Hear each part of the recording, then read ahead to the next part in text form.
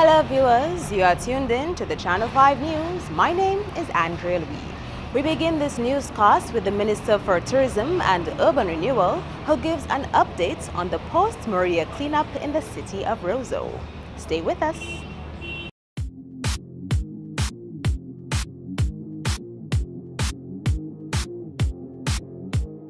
All right, I'm speaking with the Senator, the Honorable Robert Tong. He's the Minister for Tourism and Urban Renewal. He's been pretty much overseeing a significant project here, the cleanup of the city of Roseau. How has that been going, sir?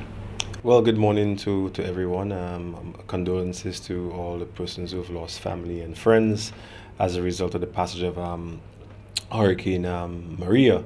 And also to persons who've lost businesses, their personal effects. We can well imagine the toll, the mental toll it's taken on persons, but I think it's important for us to realize that we have life, and with life we can begin to rebuild.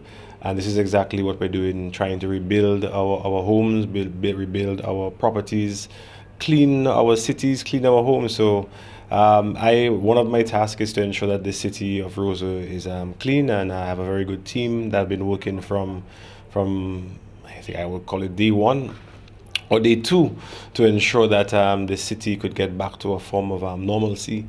As you can well imagine, there was significant amounts of dirt, mud, galvanized, and trees all throughout the city like we've never seen before. And obviously that came about because of the bridges being blocked and all of the debris flowing into the city. For those of us who can't really imagine how much dirt it was, if you look at the Porterville Savannah, you would see how high it was, and all of this is just rubble and dirt from the city of Roseau. So it's been a serious task. It's taken quite a bit of time. The main thing was to get all the main items out and then begin to take, so you had the heavy equipment first, then you had the bobcats, and now you have the men using the shovels trying to clear the gutters. And this week we're starting to hose down the streets and gutters to ensure that it doesn't block up and we can come back to a form of normalcy. Because at the start it was fine with the big dirt, but then as you move it down, everybody's expectations begins to change. So no longer the dust is acceptable, no longer the dirt is acceptable. So we're trying to bring it back to a sense of normalcy. When you first after that catastrophic storm, when you first went out and saw Roseau, what were your first impressions when you saw the devastation, the total mess? So the following day, I had to practically climb down a cliff to come down to Roseau because the roads, unfortunately, were totally blocked. And seeing it, especially in the city where you saw all the sand and the dirt, it was quite overwhelming. But I remembered we had done this before. We had gone through some of it before. Obviously, not to that magnitude, but after Tropical Storm Erica, you had mud and a significant amount of debris in the area of the riverbank area, down by the Roseau Market and down at the ferry terminal. So we had a plan and we did it. We cleaned it. It took quite some time, but the same thing applied. But this time it was just a lot more. And it was the entire city, so we had to try and zone the city in different areas and try to clean piece by piece, move it out, get the big equipment in. And it took some time for the big equipment to come in because we never expected to have such destruction in Roseau. So most of the other equipment were out of the city to make sure all the roads were cleared. And they did a very good job in terms of clearing the roads and creating access. So only after that, then these large pieces of equipment came into the city. So going forward, we also have to have some pieces of equipment in the city so we can clean the city a lot faster. Streets and drains appear to be pretty much generally getting there. Streets and drains are getting there. The challenge we have now is that it looks like a little bit of dust, but once you wash it down, it goes back into the gutter and it clogs it up. So we have about 5 or 6 teams of 10 men each, again assigned to various streets to try and clear it up as quickly as possible. The other challenge we have is that as we clean, companies are realizing what we're doing, and they're putting out garbage and they're putting out the dirt. Likewise, residents are doing the same thing. So a lot of times you clean, and then when you come back a day or 2 days after, and you realize there's galvanized outside, there's dirt outside. It can be very depressing sometimes, or so not depressing but demotivating. So we're asking everybody for the last 2 weeks. We've been asking persons to put everything outside, so that when the guys clean, they can do it once and for all. So we're hoping that this weekend will be the last time we're going to wash down the city, and we're asking persons right now to refrain from throwing out stuff. You're going to have to get, especially companies, hire someone to take out your garbage, take out your rubble, and take it to the landfill. Because sorry, go ahead. Sorry, because it just makes it very difficult. So you've cleaned the city, you've cleaned the street, you say, wow, I've done a fantastic job, or the team have done a fantastic job, and then the next day you see piles and piles of dirt and rubble.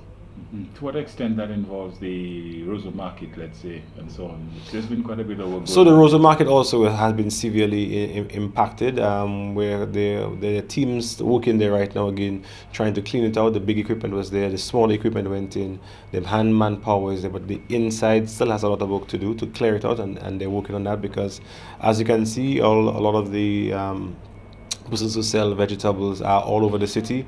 That is something that we shouldn't really do, so we have to clean it up as quickly as possible so persons can go back to that central location.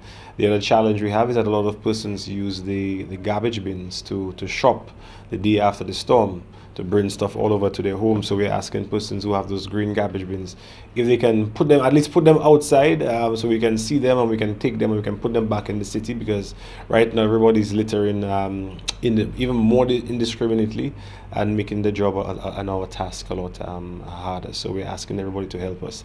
But this is a team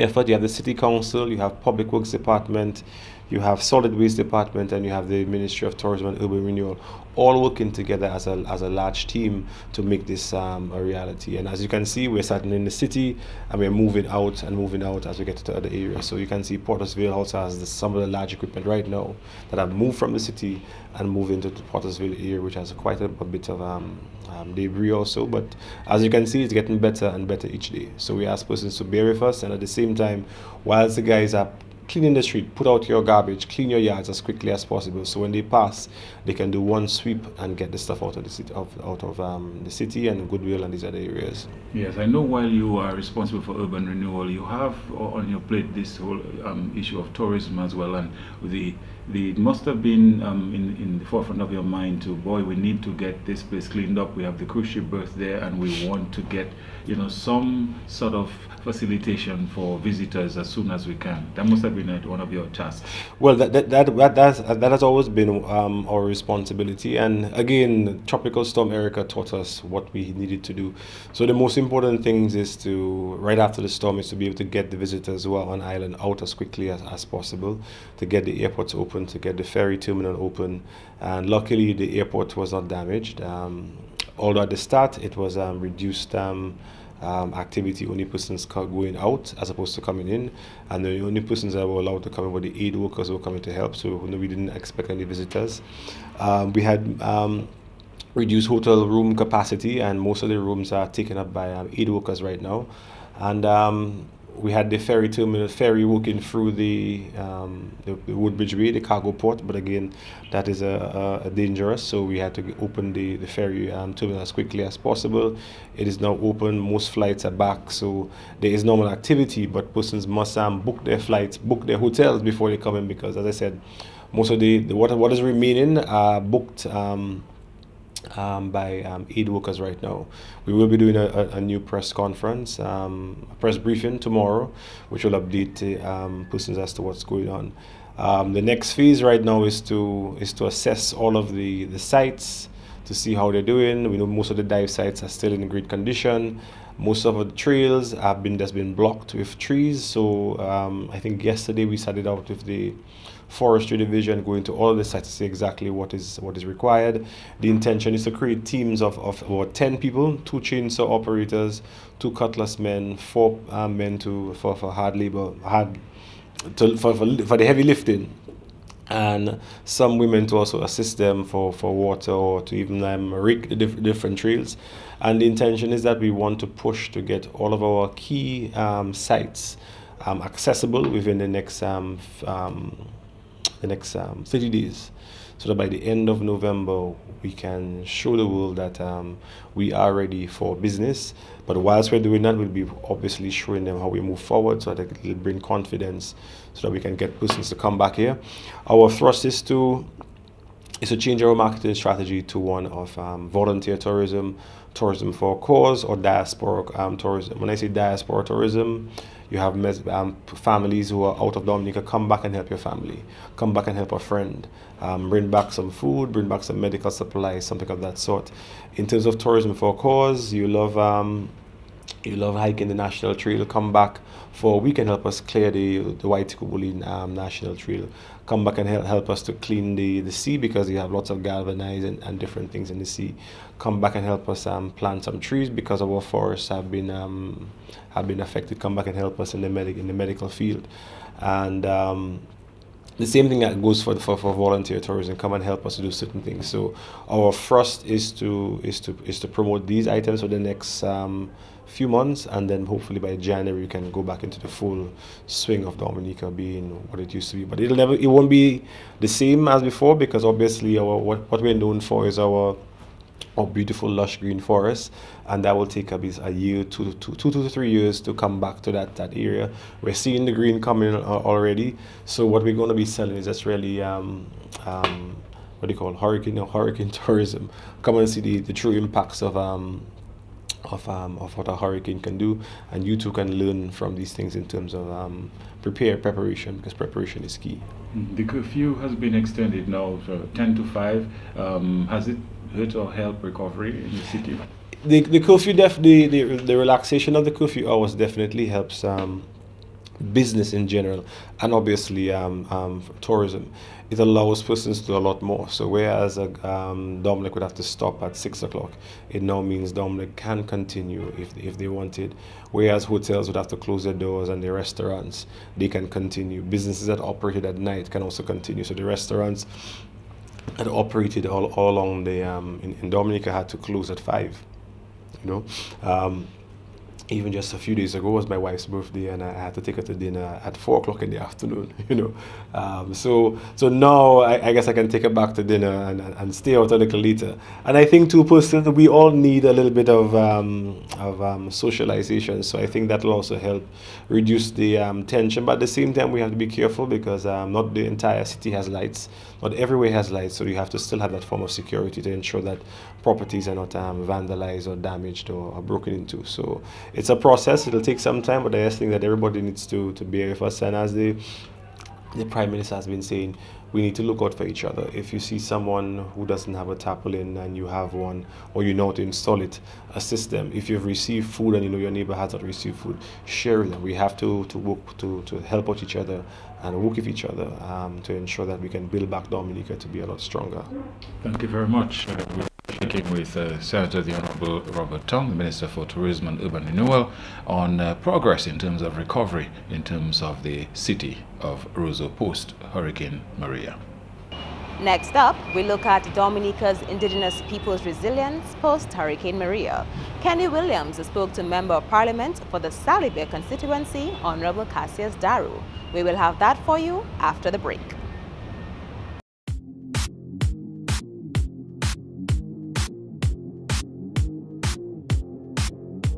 We have 3 schools in the immediate constituency and 1 in Tuna, part of Marigot constituency.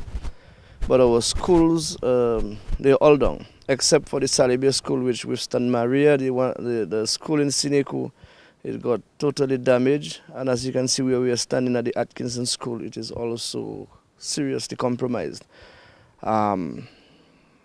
The idea of moving forward now is to move in a manner that we can be more resilient and ensure that our people are able to survive Category 5. But the good thing that I can report to us is that in the Salivia constituency we had no deaths. Because prior to Maria, I went around the community helping the elderly people to get to safer grounds and to shelters. And so they were able to survive Maria. But we had quite a bit of injuries. A couple of our Kalinago brothers got wounds. There's one in Tuna Village, for example. The house collapsed on him and he got stuck under the wall. I think he almost had punctured lungs, but there was no death in the community. In terms of the relief effort, we have been getting quite a bit of support from outside, because I personally went to Guadeloupe with the Kalinago chief to mobilize our Kalinago brothers who are out there and the people of Atkinson so that they could help us in terms of relief. The support in Guadeloupe is tremendous, but one of our challenges is to get the stuff across to the community from Guadeloupe to here. And also in Martinique, I did the same thing. I went to Martinique to discuss with some people, and they are more than willing to help. In fact, yesterday we had some of our friends coming in who brought quite a bit of stuff for the Kalinago community and Atkinson. And what we have been doing is to provide packages. So from this week, we will start doing packages for individual families, for household, and some specifically for the elders and for the little ones, our babies. The people that you represent, what has been the greatest concern, the greatest need after this hurricane? One of the greatest needs that we have here is housing. Because when you drive through the constituency, you will realize that there are a lot of structures up now. Temporary structures, you will see that the galvanized is being replaced on them. However, when it is raining, it's like you are straining because the water is coming through, and security is the most important thing now. Also, what you find that is happening is because of the level of fright in the people. Whenever it is raining and there's a strong wind, I've met quite a bit of children, students, those who are attending here also, that sometimes they will start crying because when they recall what happened and the ordeal that they had to go through. It was really terrible for them, but that's where we are. One of those things that I think that we need for the students is psychological assessment to help them to get back to, at least try to get something in their mind or get them occupied so that they don't have to be thinking of what happened on that particular night. Also, one of those things that I've observed happening in the community is that we are losing quite a bit of our elders. Not that they died during Maria, but the impact that Maria is having on them, maybe mentally, because we have had about 13 deaths so far. Yesterday there was another senior citizen who died. The thing is, they are out there at families' home, and they're asking for them to return home. But when you explain to them that their home is broken down, then they break down in tears, and it's having a toll on them. Finally, I know that some of the schools, not just in your constituency, but around Dominica, you find that they are being used as hurricane shelters, and we find that posing a challenge, especially when it comes to school reopening and so on. Just your thoughts on possibly having alternate areas for hurricane shelters. Well, it's a challenge on the island. We need to find options to ensure that our students can return to school. And if you look right across here, this is it was erected by UNICEF so that we could commence classes. However, with the impact of Maria and the psychological impact it is having on our students, it is going to pose even another problem. Even while we are able to start schools, maybe grade 6 and grade 5, and possibly grade 4. But how the environment is going to impact on them is a question that people might have to be thinking of. Because if you're in this tent, for example, and you know this used to be your classroom, but you can see there's no covering, you have no blackboard, you have no real teaching materials. So it's going to be a challenge. However, I want to say that the government remains committed to ensuring that we get back to a sense of normalcy. Thank you, Cassius. Of course, reporting from the Salabia constituency for Channel 5 News, I am Kenny Williams. Channel 5 News continues its discussions with utility companies on their restoration efforts in the aftermath of Hurricane Maria. Adina Bellat Valentine is the public relations officer for the country's sole electricity company, Domlec. She says that 98% of the company's infrastructure was damaged by the Category 5 hurricane.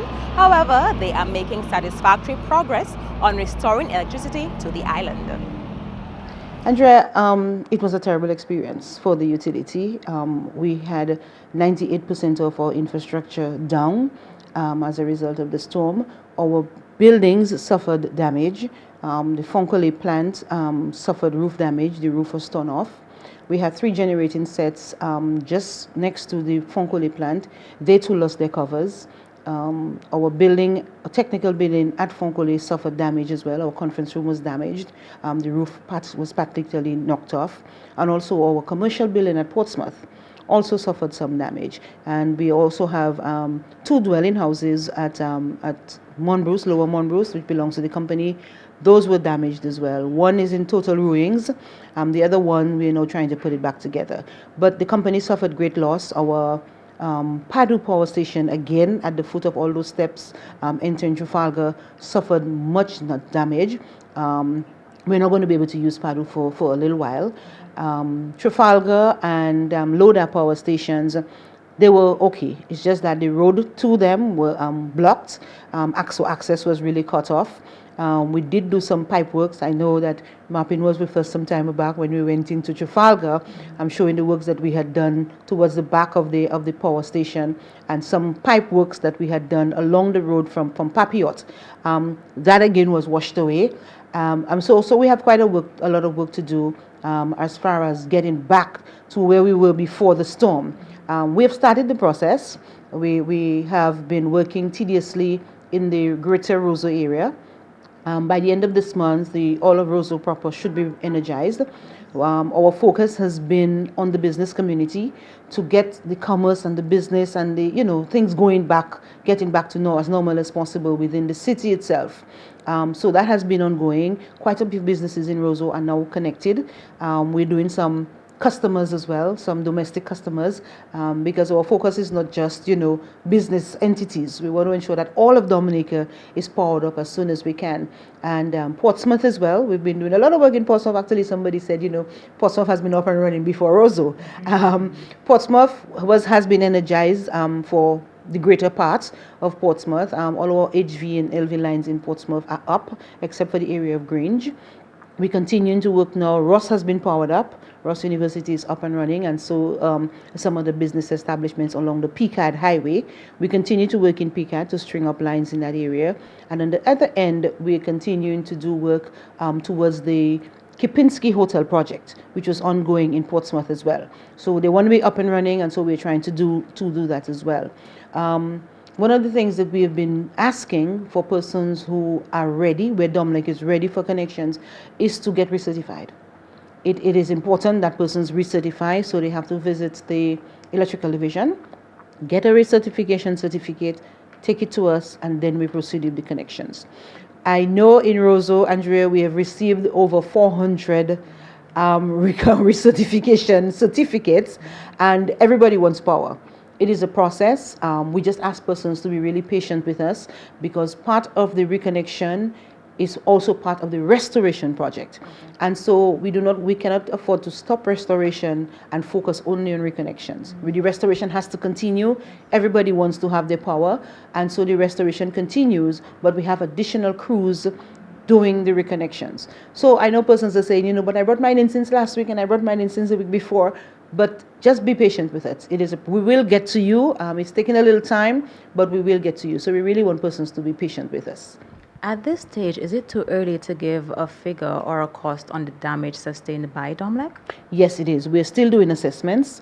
I know the insurance persons have been here already. We're still doing assessments. We have the buildings have not been fully assessed yet. And as I indicated earlier, we know we lost 98% of our infrastructure as far as the transmission and distribution aspect of the business is concerned. So other assessments are continuing to be done. And I'm sure once we have a total figure, we will, let the public know what that is. You've made special mention of Roseau and Portsmouth and bringing back service power to the business community. Now, for those who may say, Domlec is working too slow, they still see poles lying down on the road and down the lines, and when are you coming to my community? What do you say to those who think that the company is moving too slow in the restoration process? It is a humongous task. And if we always say at meetings, if power was transmitted through fiber, everybody would have had power already. You understand? But it is a process where we have to string high voltage lines. Then we have to string the low voltage lines. We have to plant poles. A number of our transformers have been destroyed. And so we have to, while we have stuff on order, it means that we have to order more equipment, more materials to get the job done. We are working as fast as we can. I mean, you see our guys, they're up morning, noon, and night trying to get the job done.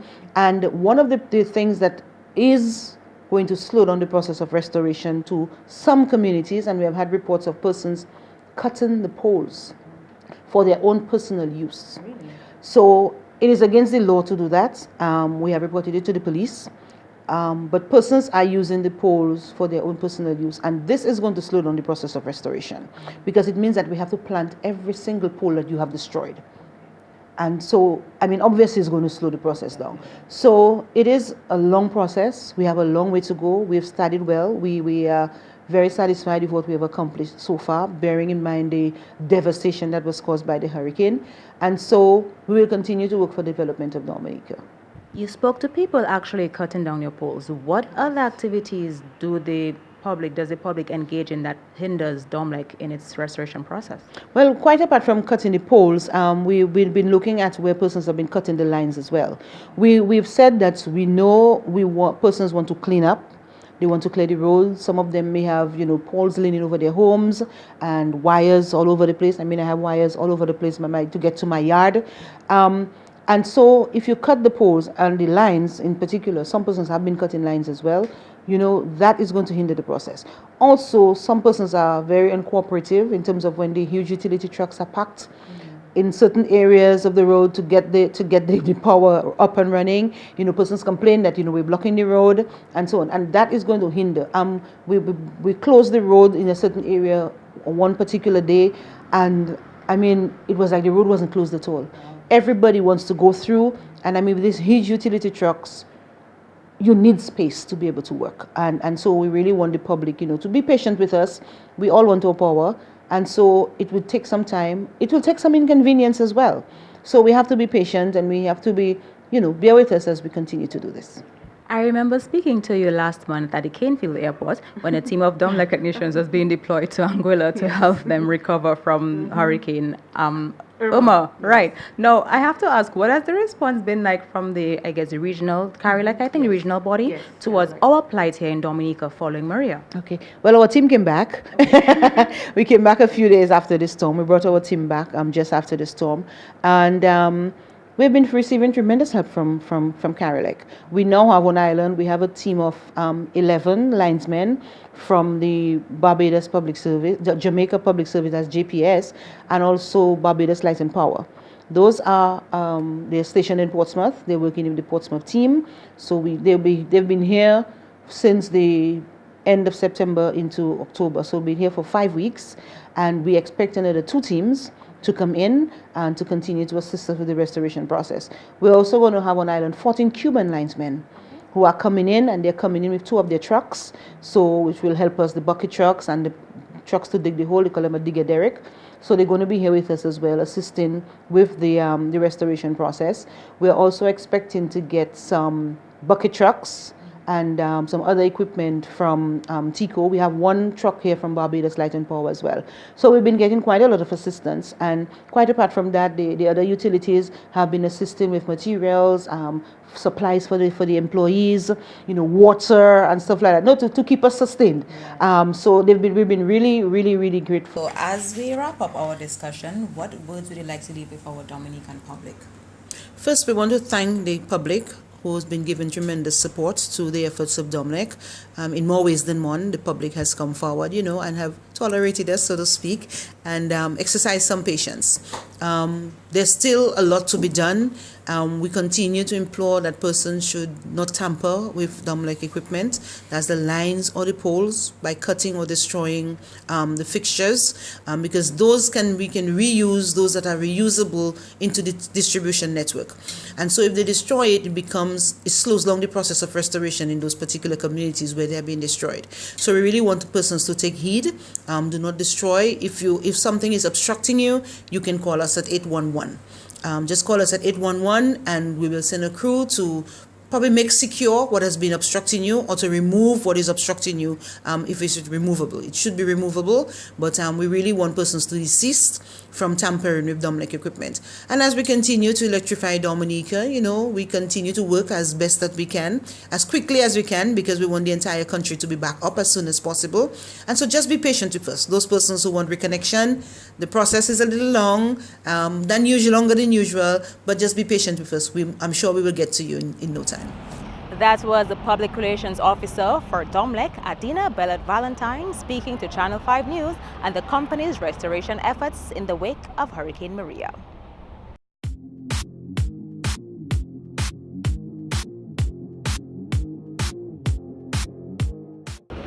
This has been the Channel 5 News. Feel free to contact us at news@marpin2k4.com. You can also access our past newscasts on our YouTube channel. On behalf of the entire production team, I am Andrea Louis, and to all of our viewers around the world, thank you so much for watching. Join us next time.